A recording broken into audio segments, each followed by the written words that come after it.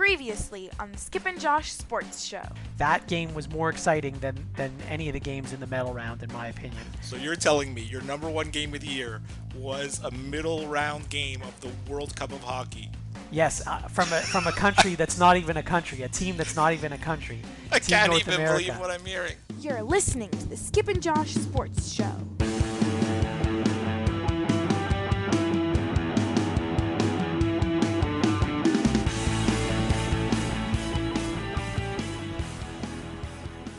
Skip, Hey, how's it going? it's going great. It was great to see you this past week. Yes, it was actually enjoyable doing the show together. So now we're back to the old way where I can't see you at all. Yeah. So we have the same problem that we had earlier where I don't know if you're finished your thought and you don't know if I'm finished mine. Yeah, well, we'll try. I just want to start off the show with one quick thing. Sure. Just a small correction. Well, two quick things. One is a small correction when we were talking about Wayne Gretzky Oh. and your favorite Gretzky type goal. Yes. You started to tell me this in person when we were hanging out this week, and then you're like, no.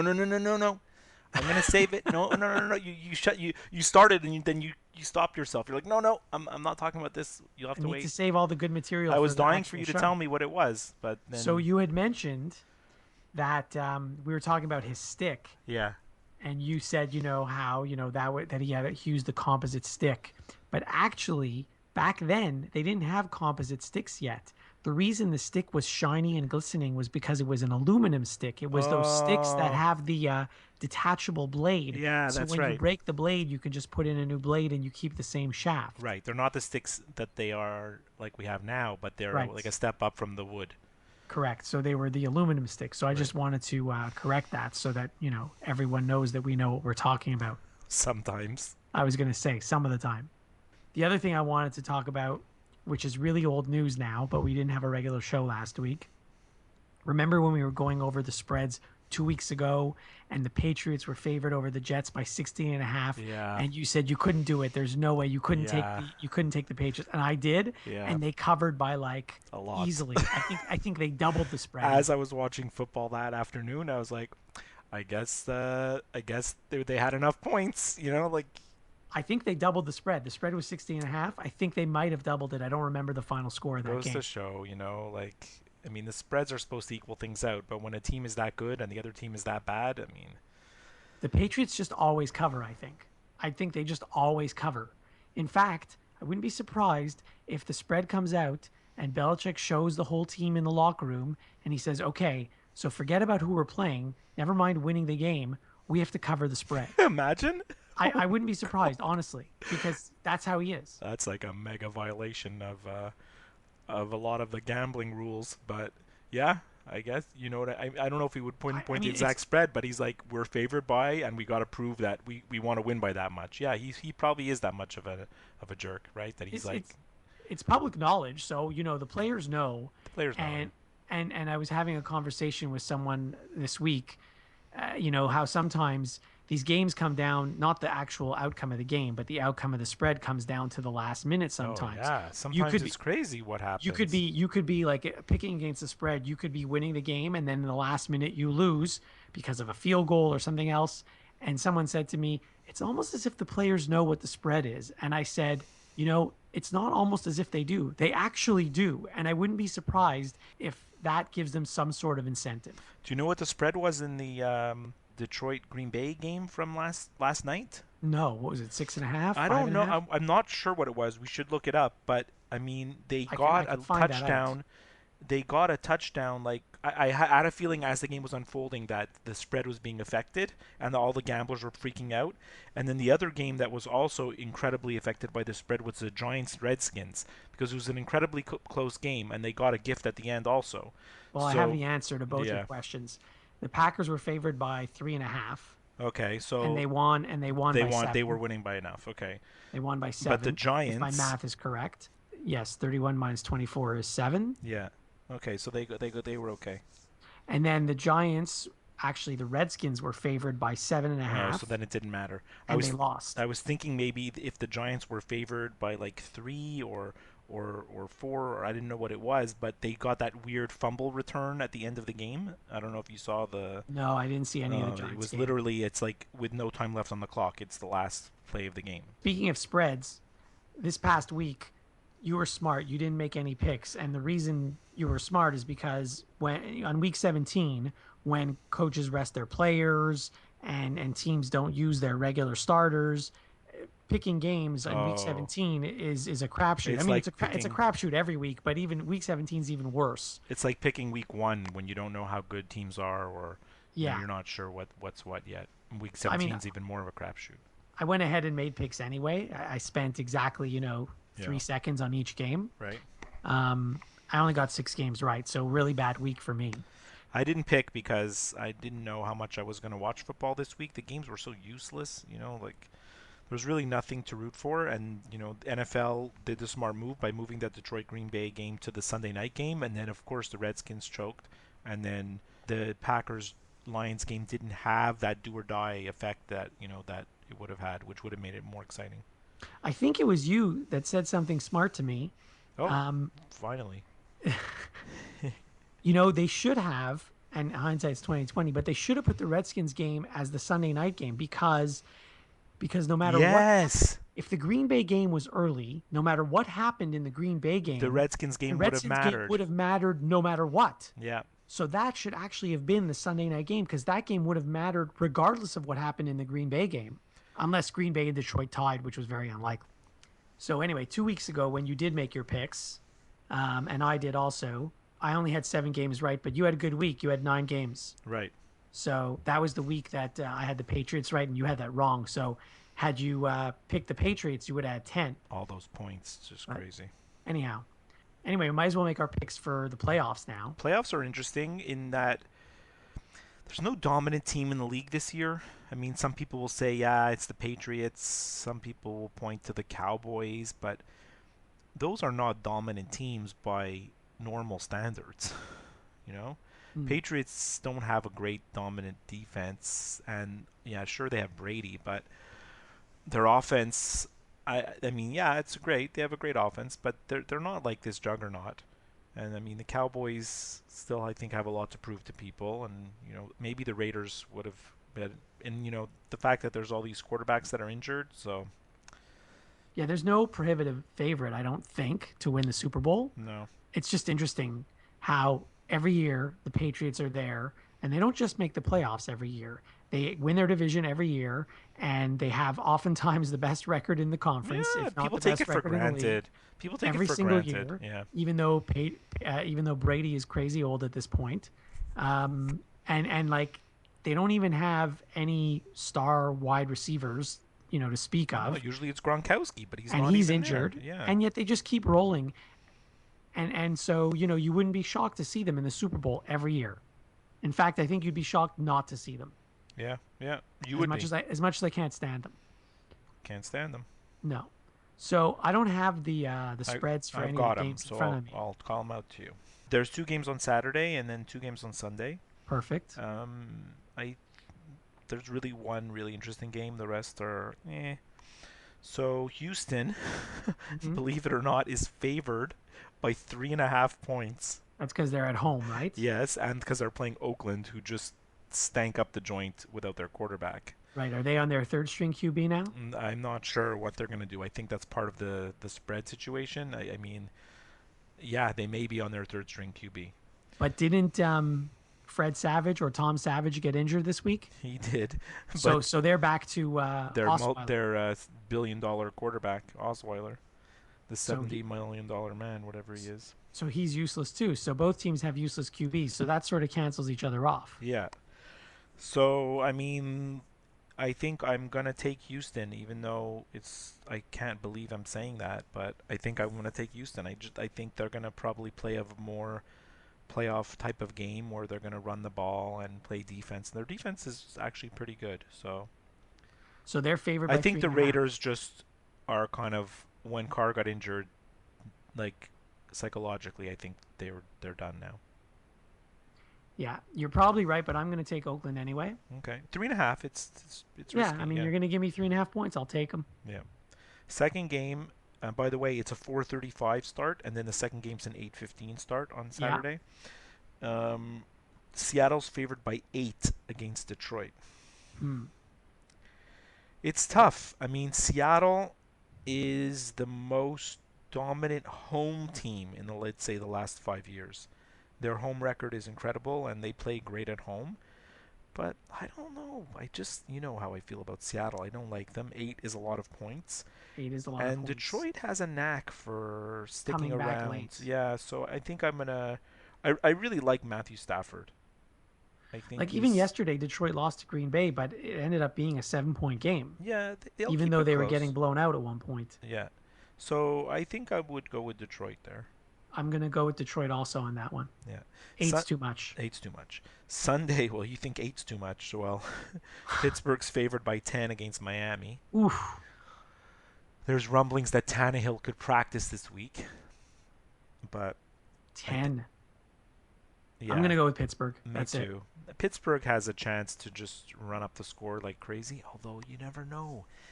Miami's not good in cold weather, as far as I know, and But their even if running Ta- game is so strong, and Pittsburgh's defense is so suspect. What if this guy Jay Ajayi runs for like 200 yards again, like he's done a few times this year?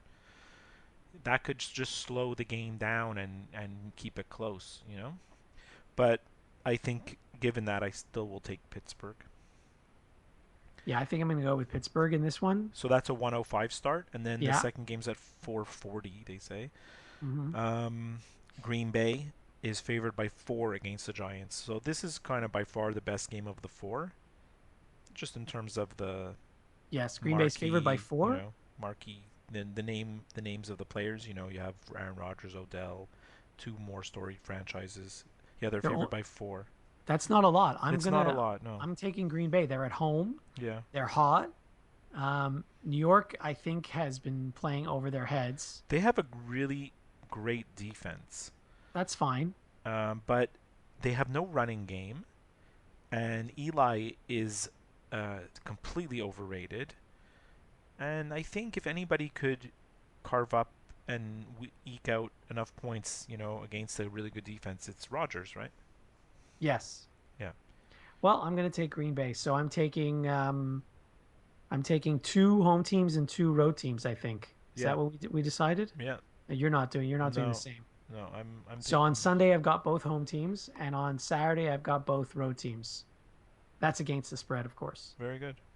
How Um, do you feel about the Redskins? You put like a big curse on them a few weeks ago. The Redskins are chokers. So you know how They really are chokers. That game was theirs to win. The Giants were playing for nothing. yeah, and 2 weeks ago or 3 weeks ago when they were playing against Carolina, also a home game, when they played against Carolina, basically 2 of their last 3 games were at home against teams that had nothing to play for. And they All they couldn't had to it. all they had to do was win, and they should have won both, and they lost both. The only game they won was against the Bears, who are awful. Yeah, the Bears are a joke. So they don't deserve to make the playoffs. And whatever, I'm thrilled about it. What do you think is going to happen with Kirk Cousins in the offseason? Well, they're going to keep him because there's no one better than him out there. He's actually a good quarterback. He really blew the game for them though yesterday.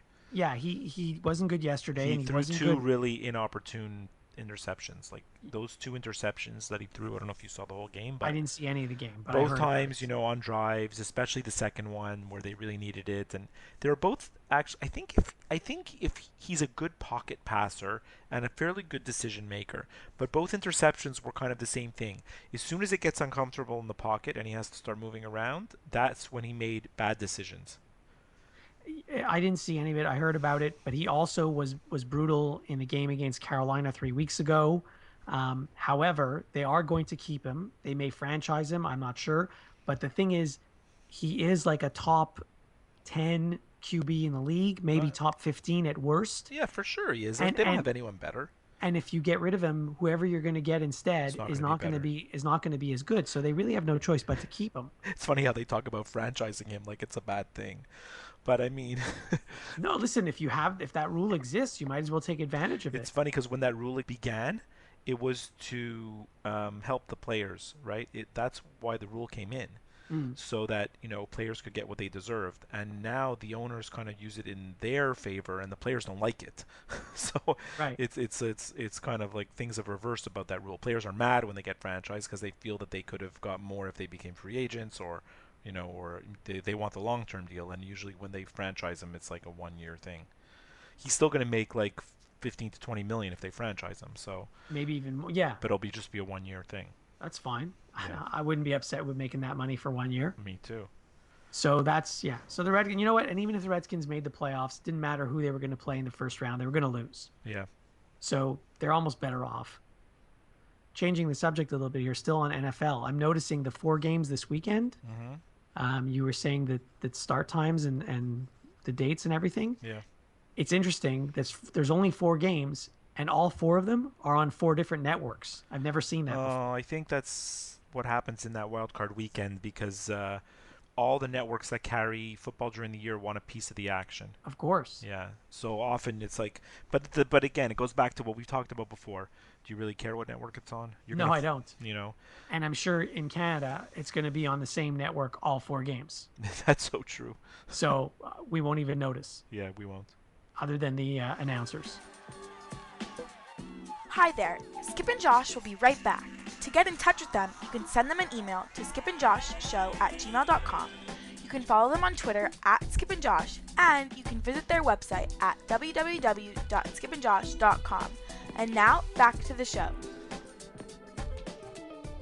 Switching gears Yeah. to hockey. Hockey, yeah, perfect. We actually have a lot of hockey stuff to talk about because there's the World Juniors, there's the Spengler Cup, Spengler Cup. We're not talking about the Spengler Cup. and we are for a few seconds, and there's the NHL. Yeah, sure. Okay. So So- let's start with the Spengler Cup. I know you're like dedicating a lot of time up on this. Well, so Canada won again, and so the Spengler Cup's been around for 90 years, and the 2 teams that have had the most success at the tournament are Canada and HC Davos. Yeah, because Davos is the host and Canada fields a team of stars. Right. The only thing I really want to mention about the Spengler Cup is if you watched any of it and you saw a guy get a penalty, it was hilarious because the penalty box in behind, normally you'd see like the glass and fans behind the glass. Yeah. But the penalty box, I guess it's against the wall or whatever, because all they have is like a huge picture of an airplane. It's an ad for an airline. So you don't see any glass, you don't see any fans, you see this huge airplane behind the player in the penalty box. But what's even funnier is that the seats in the penalty box are seats from the airplane.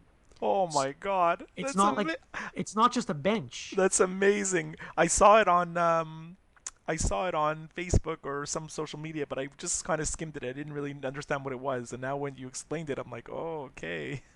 So that was hilarious, and So it's like they're in first class, or maybe they're in just Exactly. economy.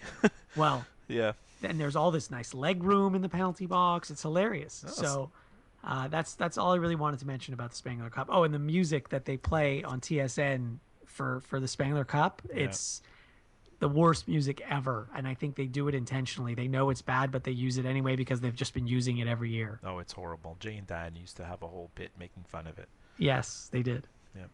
So now on to the World Juniors. It's actually timely that we're recording right now because The game's just starting now. Canada versus Czech Republic. right, and all the other quarterfinal games are already done. They all went according to, how they were So supposed to. yeah, Russia beat Denmark and Sweden destroyed Slovakia. The United States just squeaked by Switzerland. That was a closer game than I thought it was going to be. Well, I mean, look, United States beat Canada. We watched the game together. And, So Canada you think, didn't impress me. United States didn't impress me. I don't think either team is a great team.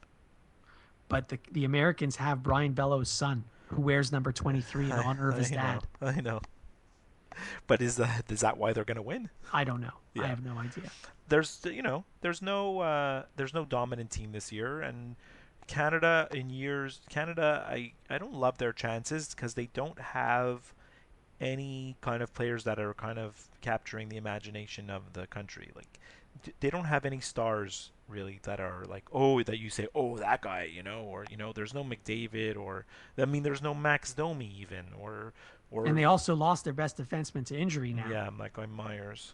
Yeah. So I mean, they're. But one thing about Canada, even a Team Canada without what they call superstars are still these are still full of great players. So anything could happen. well, they should beat the Czechs.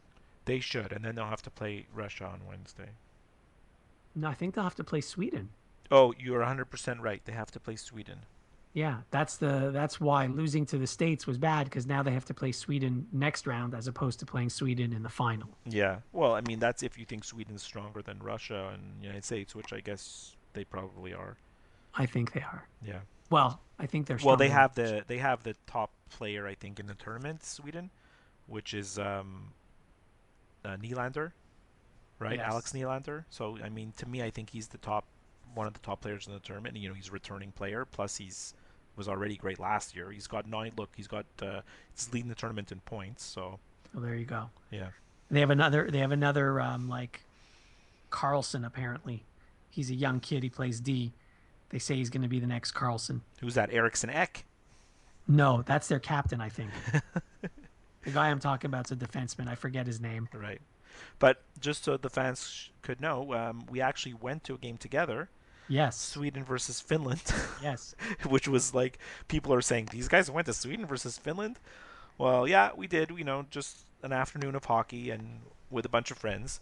So that was a fun afternoon. But I mean, neither team was really good, to be honest. It wasn't like the most exciting game. So I mean, Sweden won, but they only won by 2. The last goal was an empty netter. yeah, And actually, about 30 seconds before they scored the Yeah, empty Finland netter, could have Finland scored. almost tied it up. yeah, What's interesting is that Finland, first of all, the day after we went to that game, Finland fired their entire coaching staff in the middle of the tournament, which that's unheard of to me. whoever's making that decision, I commend them because it takes a lot of guts to do something like I that. mean, they only had like whatever 1 or 2 games left in the tournament. Yeah, Why would you? And it's not like it's a coaching staff that's going to be coaching next week or next month. It's just a short tournament. yeah.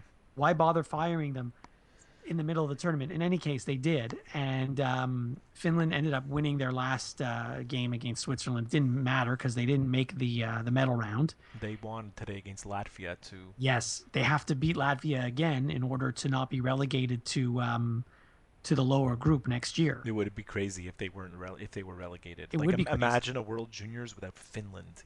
Well, not only that, this is the first time that a team has won the gold one year and not made it to the medal round the next year. Wow. So that's already a big deal. Like I told you when we were there, it just goes to show how dominant Patrick Laine was last year. Right. But I think they had the same exact coaches as they did this year, but all of a sudden this year the coaches aren't good anymore. Well, this is what I'm saying about coaches. There's only so much they can do. Right. Coaches in general get too much credit when there's a win and too much blame when there's a loss. Absolutely. In any sport. It goes in any sport. Yeah.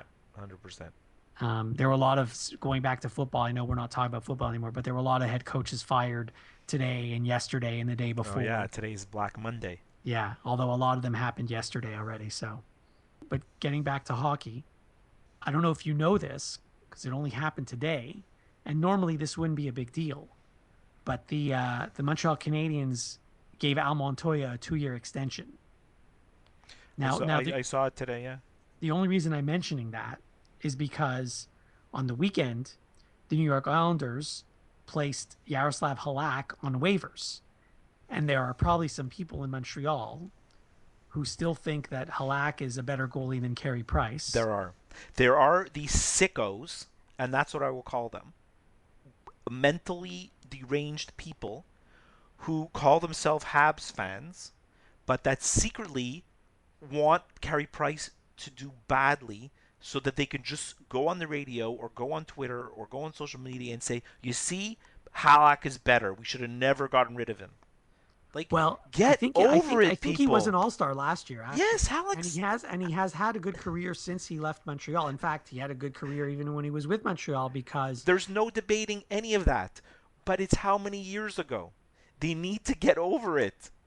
These My people need to get over it. my only concern is they got nothing for him. Of It's course fine they if you got wanna nothing trade- for him, it's fine but if you wanna doesn't trade him, matter. but they got nothing for him. It doesn't matter what they got. It could have got a bag of pucks, and they could say it's the worst trade in history. It's time to move on.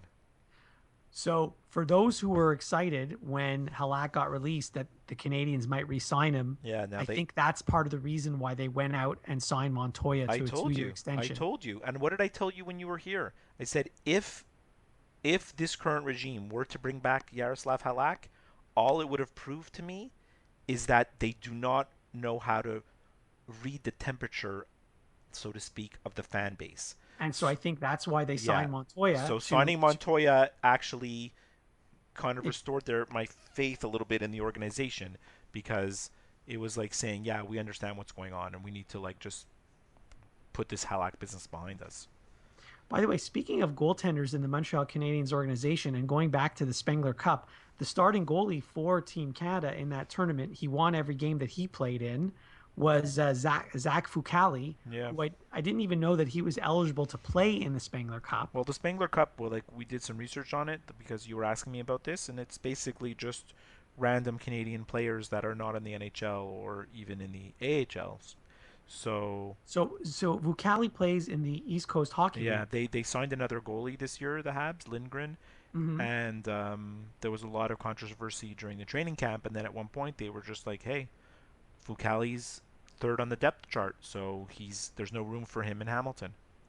So I mean, that to me sounds like they don't really have much faith in Fucali. I don't think they do, and it's too bad because I think at very least they could have tried to make him into an attractive trade trip chip, right? Trade baits. Trade bait, put him in Hamilton and try to get something for him.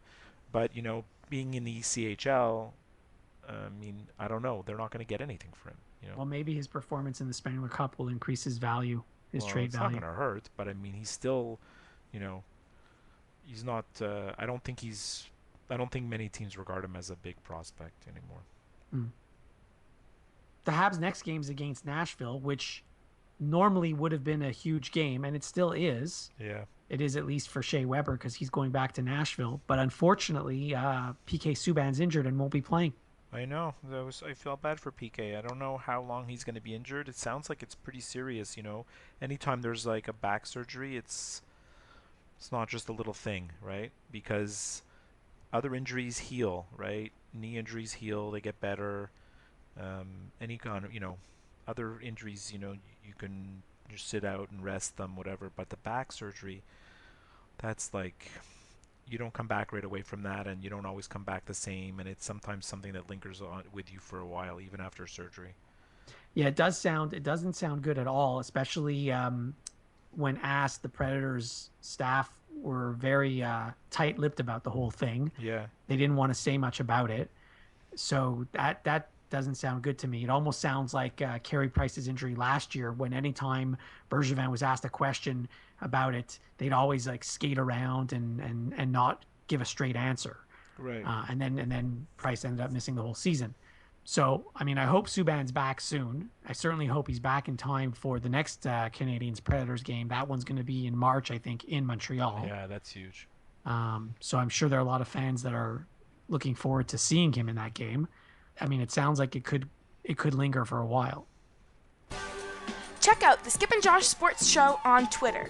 You know that little app with the little blue Tweety bird? Yeah, you can follow them there at Skip and Josh. I'm not sure if you're aware of this, but speaking of back surgery, No. do you know who's having back surgery this week? Oh my God, I couldn't believe it. I was having flashbacks. Coach K, for those who haven't heard, Mike Krzyzewski, head coach of the Duke Blue Devils, is going in for back surgery, and it might not seem like a big deal that you're going to lose your coach for 4 weeks. Well, remember last time? Yes, absolutely. In the It's quite a few years ago. 1998, I think. Sorry, it was 1994. Coach K had to go in for back surgery in January of 95. It was the 94-95 season. Yeah. So Pete Gaudette took over the team, Oh God, we were horrible. and he proceeded to go 4-15 the rest of the season. So you know how I said a few minutes ago that coaches get too much credit when a team wins and too much blame when a team loses? What do you say about that? But it's interesting. I mean, I'm talking about the pros. In college, I think coaches actually make a difference. Oh, Especially- I agree. It's more of a especially- teaching. College coaches are more of a teaching the game type of thing, as opposed to pro coaches who are more like ego babysitting. Exactly. Especially Coach K, who isn't exactly just any run-of-the-mill coach. Yeah. So now, first you've got the whole Grayson Allen incident, and he's still suspended indefinitely. Then Duke loses 2 days ago to, I think it was Virginia Tech. Yeah. And now we hear about Coach K having to go in for surgery. So all of a sudden, the season that would look very promising before it started does not look quite as promising anymore. Yeah, no, but I mean, the good thing is there's time to right the ship. You don't want to peak too early, so I think sometimes, going through some struggles can strengthen you.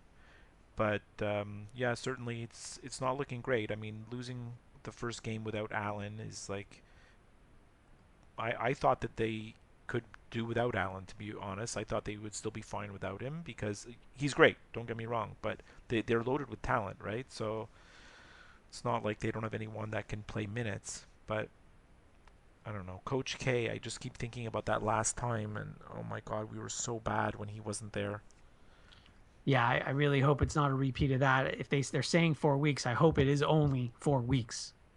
Incidentally, in case So you're who's wondering, taking over? well, I was Jeff just going to Capel? say Jeff Capel is going to be the head coach, but his assistants are going to be Nate James and John Shire. Oh my God, I love both. I love all those guys. First of all, Jeff Capel was great point guard, very underrated. He didn't have the skills. He didn't even come close to having the skills to go play at the next level. Wasn't nearly as good enough of a shooter. But I mean, he's like the next in line as to be a head coach somewhere in the NCAA. Like, Well, he coached at VCU and at Oklahoma, yeah, and then he came and back. and he was by the way on that 1994-95 team where Coach K missed half the season. Yeah, Capel was a sophomore on that team. I'm pretty sure he came back because they have an arrangement already that whenever Coach K calls it quits, whether it's in 10 years, that Capel's going to be the next coach. He's the succession plan. That's my feeling, but I don't know for sure. And then who did you say? John Shire? Well, look, John Shire was He's on a very good shooter. he was on the national championship team, the one with when we beat Butler. Mhm. So yeah, he was a very good shooter, kind of like a hybrid. Wasn't a great point guard, wasn't a great shooting guard. He was kind of like in between. And I always liked him. And he's one of these guys like Grayson Allen that everybody hated, right? All the Duke haters pointed at him, because for whatever reason, because he played hard and they didn't like him. And Nate James, oh my God, Nate James. What can I say about this guy? Nate James is like the guy that no one even remembers, right? They brought in this great recruiting class one year.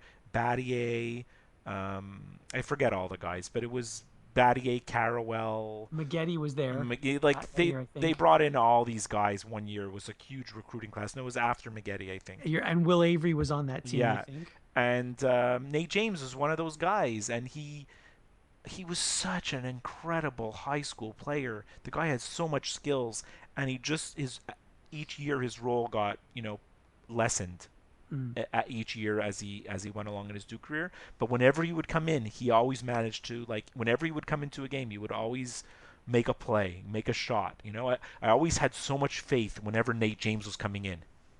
Even if it was just for 2 minutes. Well, there you go. So I was happy. I'm so happy that he's like one of the assistant coaches. You need a guy like that on the team. For sure. So Coach K's coaching the next game against Georgia Tech. Yeah. That's going to be his last game before the surgery. And then, Duke's now into the ACC schedule, so there really aren't any easy games. No, they're really not. And, Georgia Tech just beat North Carolina. It's all about getting into the tournament, which, they're going to make it regardless, and then see what you can do from there. So I think right now Duke's biggest thing is they have like you always say, when Grayson Allen comes back, they have too many guys, right? So it's a question of making defined roles for all the players and making sure everybody understands what their role is on the team. Yes. There's a lot of bodies there to mix in and out. I mean, and it's like, even though Capel is taking over the head coaching responsibilities, he's been there for a while. It's not like he just showed up yesterday. Oh, no, he's capable, but he's not the presence of Coach K on the sideline. No, of course not. Of course You know how not. intimidating it must be for these NCAA refs when they officiate a Duke game. Of course. With Coach K, or even if it's Roy Williams or Calipari or There's some legends. Pacino. Yeah, these guys Or are Tom Izzo. These guys are larger than life. When you're reffing one of these games with these guys on the sideline, it's like, wow. Can't be easy.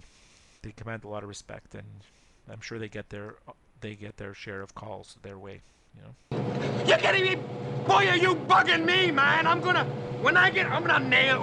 Ooh, I'm getting bugged now. Whoa, man! Here's what bugs me. Now, this hasn't. It's not recent. You know that one. It doesn't have to be recent. It's No, no. sometimes if it's not recent, it could be better because it's been eating away at you. Okay. So one of my favorite shows is PTI. Pardon the interruption.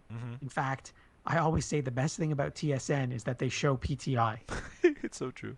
So, and I love Tony, obviously, and he's very funny when he's on with Wilbon. But my only complaint about PTI is A, they never talk about hockey, and B, when they do talk about hockey, it's only negative stuff. For example, I've been taking notes. So the last 3 times I think they've mentioned hockey on PTI, it wasn't on at all this past week, but the last 3 times they mentioned hockey, one was when Carey Price was punching that guy on the Devils. Another one was when Andrew Shaw was acting like an idiot in the penalty box and he knocked over all those sticks. And then another one was when Patrick Laine scored on his own net. Those are the last 3 times they mentioned hockey. So it's all negative stuff. So that's my only complaint about the show. So that's what bugs me. It's I a still good love the complaint. show. I still love the show, and I'm never going to miss an episode. But that bugs me. Well, in general, any ESPN shows, look, they don't talk about hockey a lot, hardly at all, and with good reason, because they don't know the game, right? I mean, these guys, they don't have much to say. Like Tony and Wilbon don't have anything to say about hockey because they embarrass themselves when they talk about it. Wilbon a bit less because I do feel he's a bit more of a fan, and like you said once to me, he understands the history of hockey, the original 6, the Blackhawks, Right. he He's a big gets it. Chicago fan. He likes all the Chicago teams. Yeah, he gets it, but Tony, he doesn't know anything about hockey, like even Bob Ryan. Bob Ryan's great, right, when he's on, but and he's in Boston, which is a total Bruins town. But what does he really have to say about hockey? He doesn't know. These guys, they don't cover it. If they're not covering it, they don't really know how to talk about it. So that really bothers you that they only talk negative about hockey. I think mean, I'm going to look- watch PTI from now on and see when they talk about hockey. But you're right. Probably the only time they talk about it is when something outrageous happens. Yeah. Listen, I don't expect them to start talking about hockey on a regular basis, and I don't expect them to, go into any depth on matchups or outlooks for the for the playoffs or anything like that. Usually when the playoffs start, they often do a little bit of hockey in the rundown. And they Yeah, talk you know what happens just before the playoffs? They have 5 good minutes with Barry Melrose. That's what they do. Yeah, but that's what the problem is also? Barry Melrose is the supposed authority, the most knowledgeable, American hockey broadcaster. At least that's what they think. Oh my God, the guy, don't even get me started. Honestly, There are some Americans who know about Of hockey. course For there example, are. Mike Emmerich is Of very good, course. very knowledgeable. NBA and John Buccigross, another good ESPN hockey guy. He knows his stuff. the NBC hockey broadcasts are good. They're doing a good job, and they're trying to build it. But Barry Melrose, I mean, the guy is just, he took the Kings to the Stanley Cup. It was all Hollywood. This is '93. So how many years ago are we talking about? Over 20 years ago. I think he And still has a mullet. He does. He looks like a complete idiot. And the sad thing about Melrose, actually it's not sad, I kind of enjoy it, is that anytime he's talking about the Canadians, he really hates the Canadians. That's because they beat him. It's because they beat him, and he'll never forgive the Jacques Demers for that Illegal stick. the measuring of McSorley's stick. Yeah. He's still bitter about it to this day. I probably would be too. I guess so, but like I said before, he's got to get over it. By the way, we didn't even talk about. I know this is not part of what bugs me anymore, but there were a few outdoor games this weekend. There was yesterday in Toronto, the Red Wings played If the you wouldn't have Leafs. told me about them, I wouldn't have known. Well, I'm telling you now. I know, So- but it's sad. The NHL, they don't do a good job of marketing. How does something like this skip by a sports fan like me? I wasn't even sure when the games were. And Well, then when you here's- told me there was here's- Toronto-Detroit, I was like, oh yeah, Toronto-Detroit. And then today was Chicago-St. Louis. I was like, what? That's the thing. Normally there's only one, but this year there were 2. Yeah. And today was the Winter Classic. Yesterday was not the Winter Classic, so don't get them confused. Oh yeah, no, sure. Yesterday the was Heritage the Centennial, Classic and the yesterday Winter was Classic. the Centennial Classic. Oh. The Heritage Classic happened in Winnipeg like 2 months ago when the Oilers played. So there. what's the Centennial Classic? It's celebrating the Leafs' 100 years. Yes, but also it happens to be, I think, the 100th year of the NHL, if I'm not mistaken. I That's could be wrong possible. about that. Yeah, that's possible. I mean, So- look, the outdoor games were interesting for a time, and I think there's so many of them. There's too many of them. So I do think that they're still interesting for the local teams. You know, Mhm. so if you're in Toronto, if you're in St. Louis today, yesterday, these games are probably a big deal. But the other 28 cities don't really know what's going on. You know what, though? I like hockey, and I'll go to a game, but I would hate to sit outside for 3 hours in the cold Yeah. and watch a game, even if it was my two favorite teams or my favorite team or whatever it is. Well, didn't you tell me there's going to be a game? I think the Canadians are going to play a game against Ottawa next year. Are they? I didn't know about that. There's going to be an outdoor game in the World Juniors next year in Buffalo. We're going to go. Canada versus USA. Well, let's go. We'll freeze. We will freeze. And that's why we won't go. I think maybe we should take in an outdoor game so that we could really decide whether it's what's the deal with it. Does our show have a budget for that? Not really. We don't have a budget for anything. We'll have to ask our editor if they can send us to cover a game. Okay. Who is that exactly? I don't know. We should hire an editor. Okay. Perfect. That's the next thing we'll do. All right. Well, great chatting with you. Yes. And have a good trip to New York. I will. And then I'll speak to you next week. Okay. All right. The Skip and Josh Sports Show is over now. Don't worry, there'll be another episode soon.